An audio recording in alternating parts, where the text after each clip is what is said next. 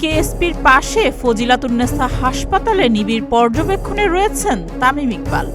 সর্বশেষ অবস্থা অনুযায়ী তামিম এখন আশঙ্কামুক্ত।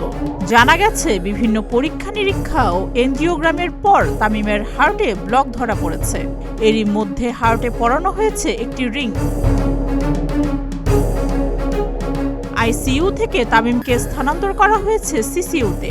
তার সর্বশেষ অবস্থা নিয়ে বিসিবির প্রধান চিকিৎসক দেবাশিস চৌধুরী জানিয়েছেন, বর্তমানে তামিম আশঙ্কামুক্ত।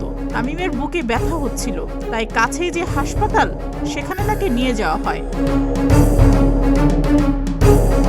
দেবাশিস চৌধুরী আরও বলেন, তামিম নিজেই বলেছিল যে এয়ার অ্যাম্বুলেন্সে ঢাকায় চলে যাবে, তাই বিকেএসপির মাঠে এয়ার অ্যাম্বুলেন্স ডাকা হয়। হাসপাতাল থেকে ও যখন বিকেএসপিতে যাচ্ছিল তখন আবার ব্যথা শুরু হয়, তাই দ্বিতীয়বার তামিমকে হাসপাতালে নিয়ে যাওয়া হয়। তখন দেখা যায় একটি ম্যাসিভ হার্ট অ্যাটাকের মতো হয়েছে।